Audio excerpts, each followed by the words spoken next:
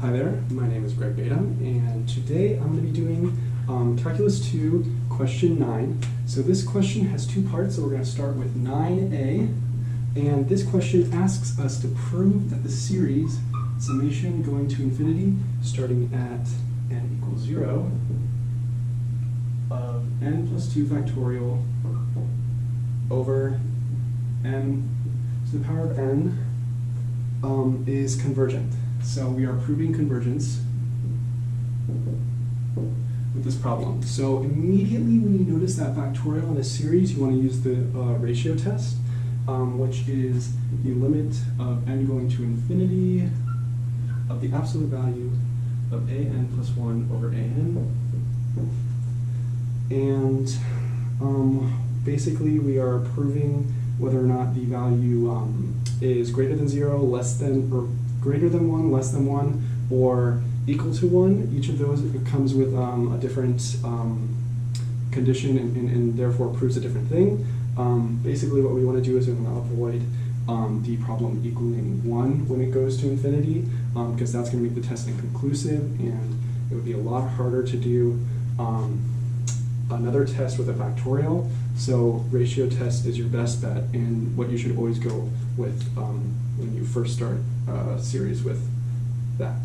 So what we're going to do is we are going to create our values. So an plus 1 is going to be n plus 1 plus 2, which is n plus 3 factorial,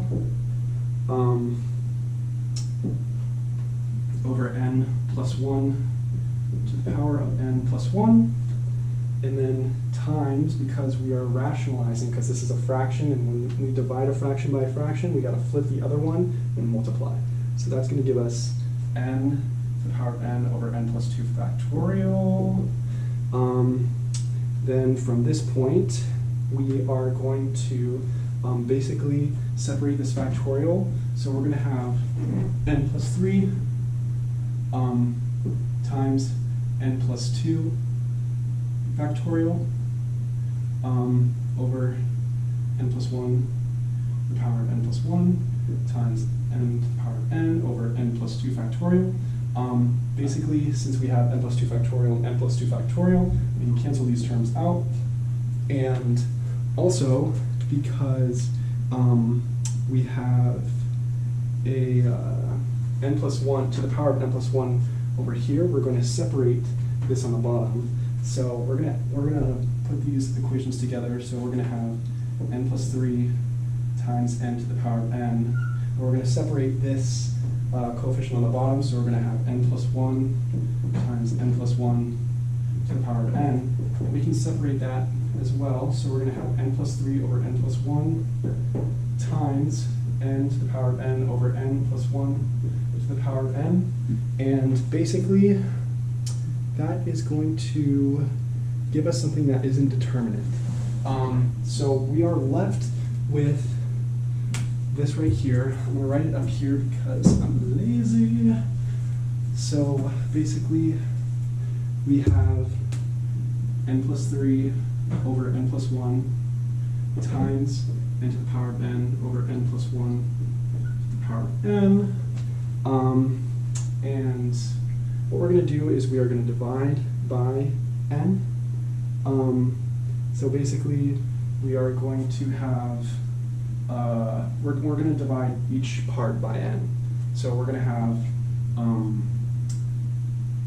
1 plus 3 over n over 1 plus 1 over n. And we're doing this so that when we find the limit of this, it's going to converge to a certain number. We just don't do this randomly. We do this as a strategy in order to kind of cheat the way of the limit. Not cheat, but like get to the right answer. So that's going to leave us with 1 to the power of n, and 1 to the power of anything is just 1. So it's going to give us 1 over 1 plus 1 divided by n to the power of n. So now we are going to just plug in infinity. So this is, reminder, this is a limit. So we are going to plug in infinity. that's going to give us 1 plus 3 over infinity, which is 0, over 1 plus 1, 2, and 1 divided by infinity, which is 0, times 1 over 1 plus 1 to infinity is 0, or 1 over infinity is 0, times infinity. So that's going to give us 0, or that's going to give us infinity over here. We're just going to make this 1 over 0, which is 0. And basically, we are going to have 1 times 0. And that is going to equal 0. And because that equals 0, it is less than 1, and therefore proves that the ratio test found the series to be absolutely convergent. When a value that you find from the limit going to infinity is less than 1, it makes the equation absolutely convergent, not the equation of the series. So for 9a, the answer is absolutely convergent, and by ratio test you are able to find that. Okay, second part. Basically, for this part, we are going to be finding the Maclaurin series of cosine x of x equals cosine x. So basically, little cheat sheet to memorize. For this question, you are going to be using the series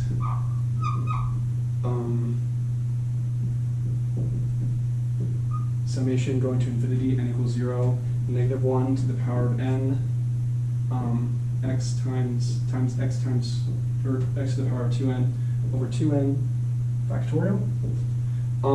So basically, the Maclaurin series is just finding the derivative of fn over 0 times n factorial.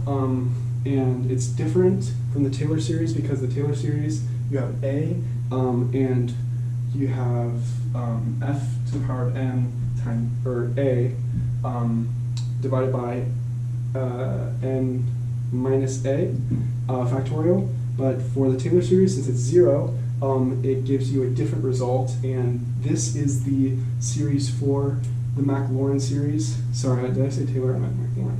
So now all we're doing is we're just plugging in the first 5 non-zero terms, and those terms are going to be negative 1 times 1 over 0 factorial, which is 1. So that's just going to be negative 1. Actually, I do not believe that is right.